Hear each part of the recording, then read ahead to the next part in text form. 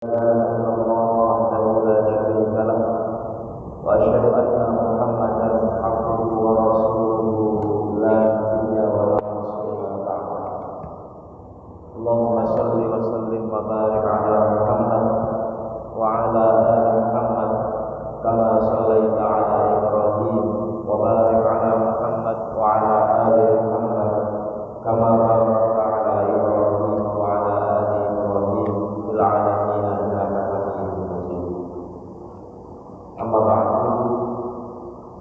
Ma'asyiral muslimin para jamaah Masjid Al-Huda yang bermuji dan sahabat-sahabat rahmat dari Allah Subhanahu wa taala.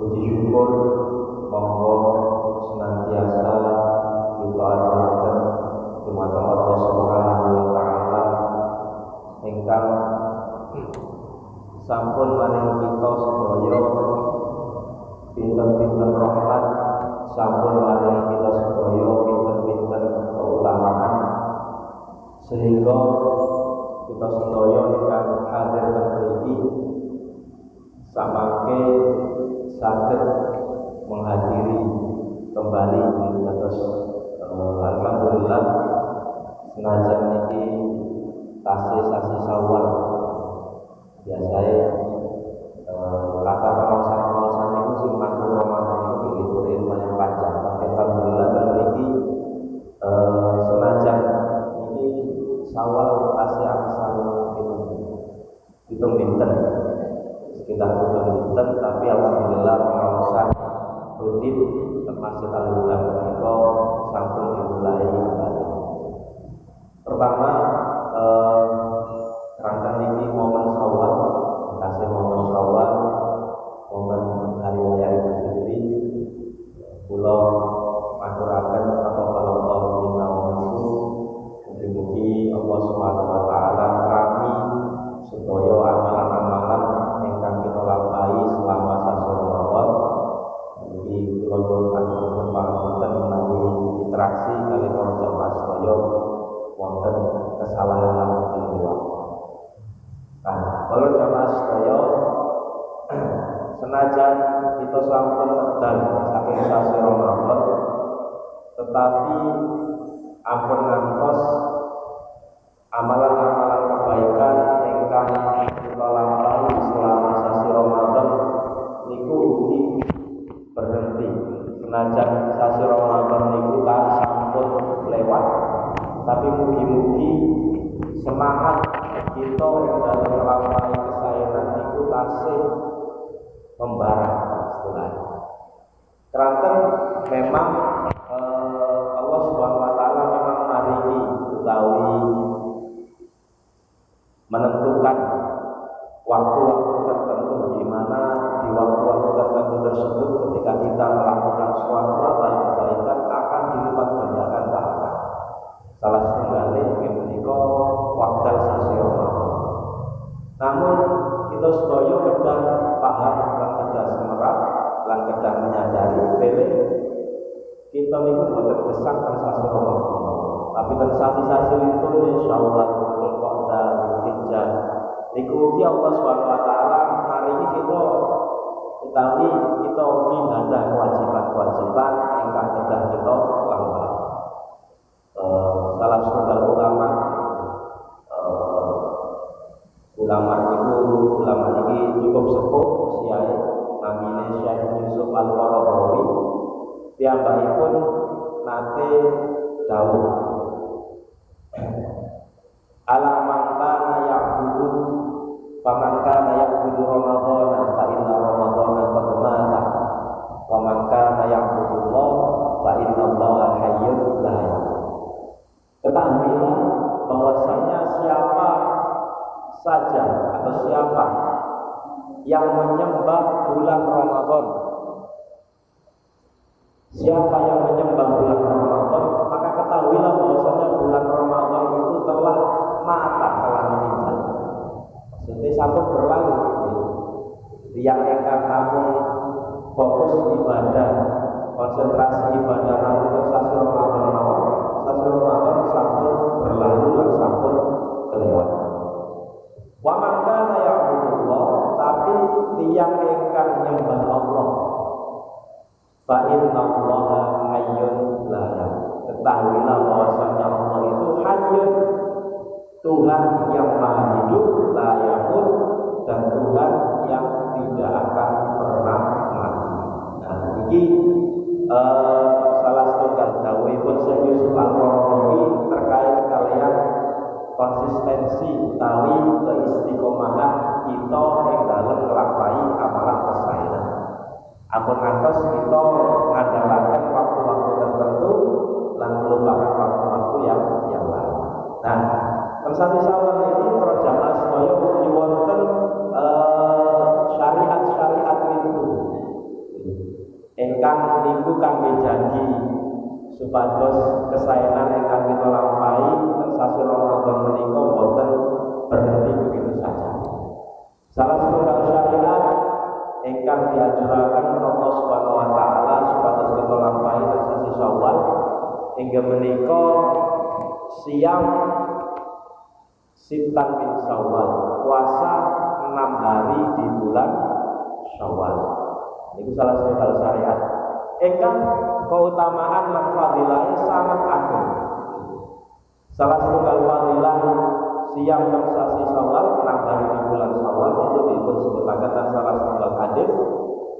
Man shoma Ramadhana tsumma atba'ahu sittan min Syawal kana kasyamid dahr. Siapa saja yang berpuasa di bulan Ramadan, summa atba'u sittan min Syawal, kemudian dia melanjutkan dengan puasa 6 hari di bulan Syawal, karena kasyamid dahr, maka orang tersebut seakan-akan berpuasa selama 1 tahun penuh. Dan hadis itu disebutkan beli puasa Ramadan itu pahalanya dilipat gandakan 10 kali lipat, sehingga 30 hari setara kalian 300 hari.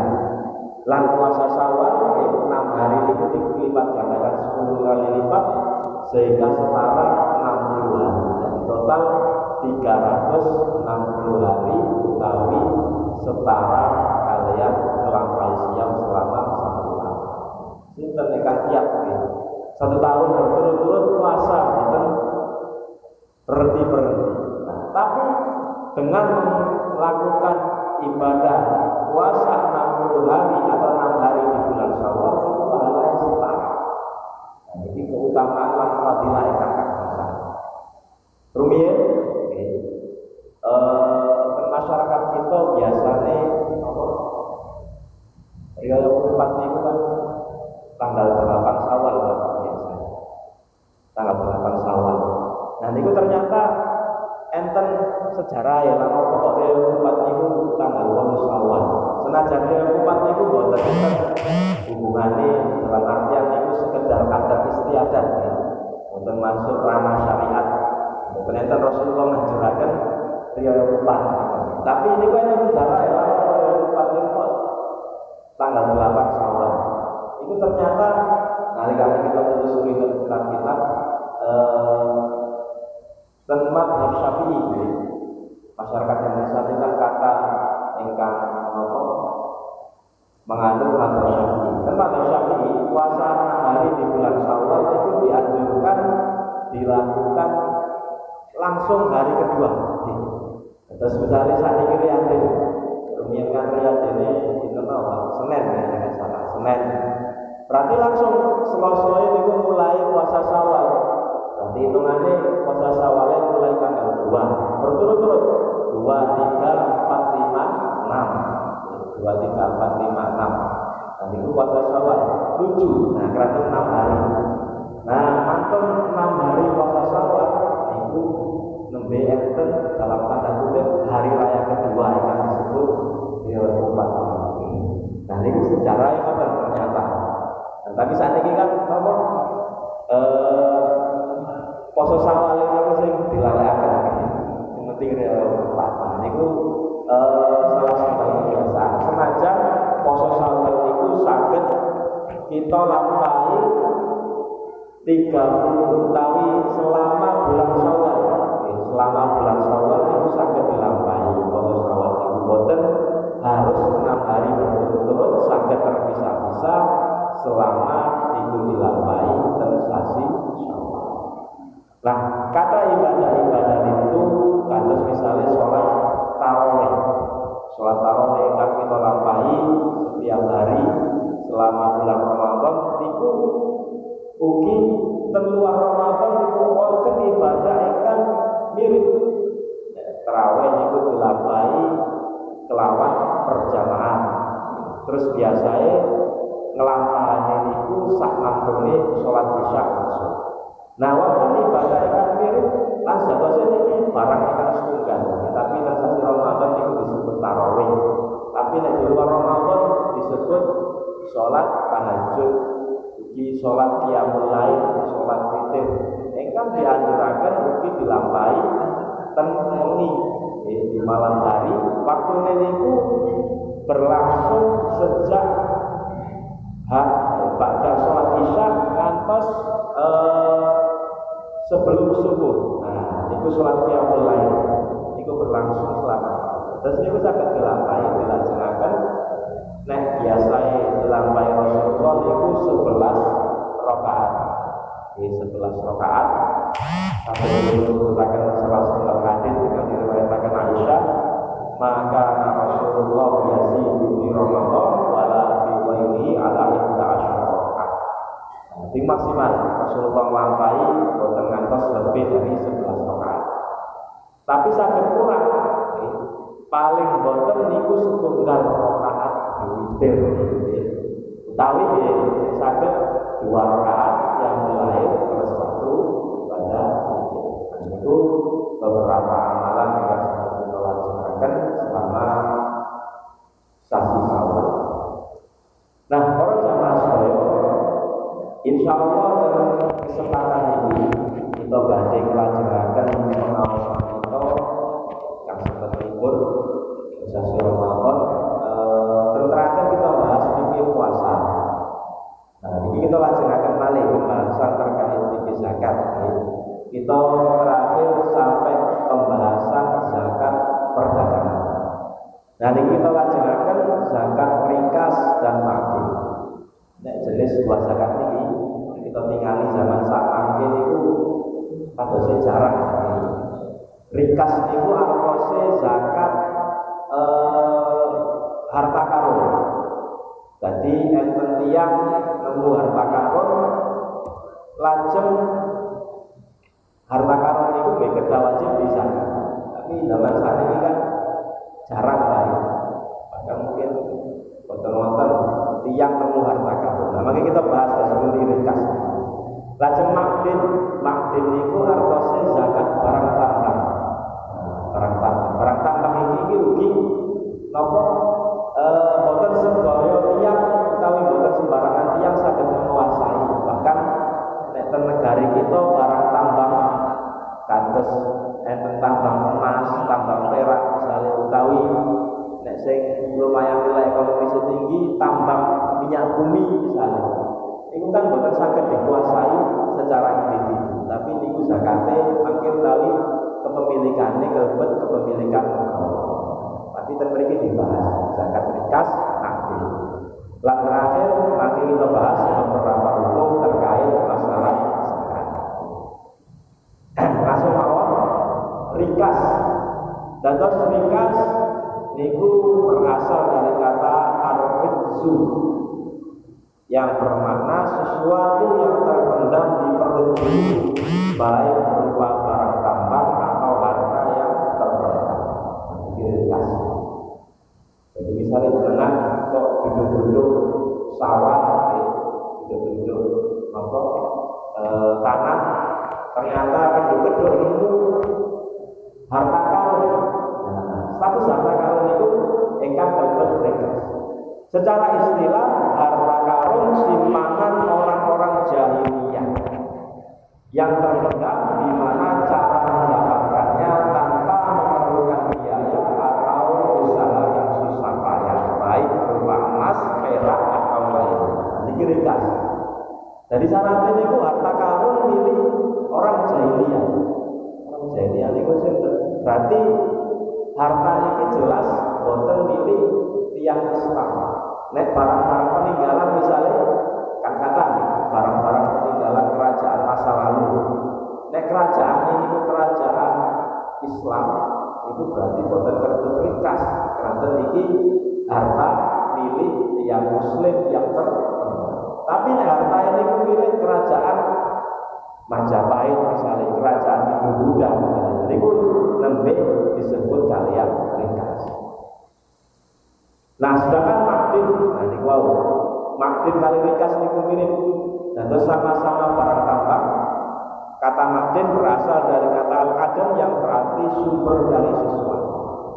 Istilahnya kan sampai dengan sunnah langsung terjemahin, semua benda alam yang memiliki atau yang berada di perut bumi selain tanah dan memiliki nilai baik berupa benda padat seperti emas, perak, besi, tembaga atau benda cair seperti minyak bumi atau gas dan lain. Nah, terus bedanya apa? Rikas kalimat rikas niku wau istilahnya boten disejo. Nemu gedung-gedung sawah kalian kan betul niku nggih siring tiba-tiba nemu harta karun peninggalan orang kafir misalnya. Dan itu kelebatan rikas. Tapi nek makdin barang tambang itu memang disejo. Memang disejo. Misalnya tentang tanah tertentu, kalau nanti lewat ke daerah Bosari itu kan biasanya enten tambang nopo ngoten nggih. Kula mboten semerap niku. Misale ngoten nggih. Di tanah tertentu ternyata ten mriki misalnya ketemu ada sumber minyak bumi utawi sumber batu bara, lajeng digali. Niku otomatis damel alat. Nah, niku nembe disebut makdin. Jadi bedanya antara rikas dan makdin, rikas niku tanpa usaha, makdin itu dengan menggunakan usaha. Utawi usaha tidak terlalu kuat, kalau makdin usahanya terlalu kuat. Nah, ini ada perbedaan sedikit. Menurut mazhab Hanafi makdin kali rikas niku sami, tapi menurut mayoritas ulama rikas niku benten kalian makdin. Nah, syarat zakat rikas. Zakat rikas niki keranten harta karun niku niku mendapatkannya tanpa susah payah mongko boten wonten utawi zakat rikas niki boten wonten persyaratan nisab utawi haul. Terus berapapun nilainya. Nek nilai ini ditaksir ternyata ratusan juta, ya langsung dikeluarkan darinya zakat. Tapi nek nilai ini di bawah nisab, nisab emas itu kan 85 gram. Meskipun di bawah nisab, nek ditaksir misalnya kok nek berjanji kali juta, 3 juta. Tapi kerana status ini rikas, harta karun, pokok tetap wajib dikeluarkan zakatnya. Nah, ini keliru ini. Zakat yang wajib dikeluarkan bukan 5%, tapi 1/5. 1/5 atau 20%. 20% dari nilai rikas. Jadi misalnya dijanji harta karun niku wau kok ditaksir harganya 1 juta, berarti yang wajib dikeluarkan 1/5. Keluarkan 200.000. 100 juta berarti 20 juta. Jadi lumayan. Dikeluarkan zakatnya di lumayan. Dipun sebutaken yang mriki salah satu hadis an Abi Hurairah radhiyallahu anhu anna Rasulullah sallallahu alaihi wasallam qala wa fir rikazi al-khumus. Rikas yang ditemukan itu wajib dikeluarkan al-khumus seperti. Nah, itu rikas. Lajeng makdin ini barang tambang. Ini ada perbedaan para ulama. Imam Malik berpendapat dan Imam Syafi'i dan kaum jadid bahwa makdin yang wajib dizakati hanya yang berupa emas dan perak. Ini pendapat pertama. Tapi pendapat kedua, mayoritas ulama berpendapat makdin yang wajib dizakati itu sedaya jenis mulai barang tambang yang ditemukan ini niku sedaya wajib dizakat. Nah, pendapat kedua ini ingkang menurut penulis kitab ini langkung rojih, langkung kuat. Keranten dasaripun firman Allah, ya ayyuhalladzina amanu anfiqu min thayyibati ma kasabtum wa mimma akhrajna lakum minal ardh. Wahai orang-orang yang beriman, infakkanlah di jalan Allah sebagian dari hasil usahamu, wa mimma akhrajna lakum minal ardh, dan semua yang kami keluarkan minal ardhi dari ini dalil hukum. Dan mereka boten dirinci zakat ingkang dikeluarkan dari hasil bumi niki napa mawon. Jadi secara umum semua jenis barang tambang itu wajib dizakat. Hanya saja enten perbedaan pendapat berapa persen. Di enten ingkang sami kalian rikas atau pendapat Imam Abu Hanifah niki 20% pendapat utawi zakat.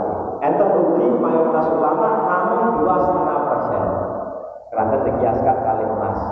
Tapi enten rugi pendapat ketiga. Nah, sebagian ulama berpendapat tergantung upaya. Nek upaya kangge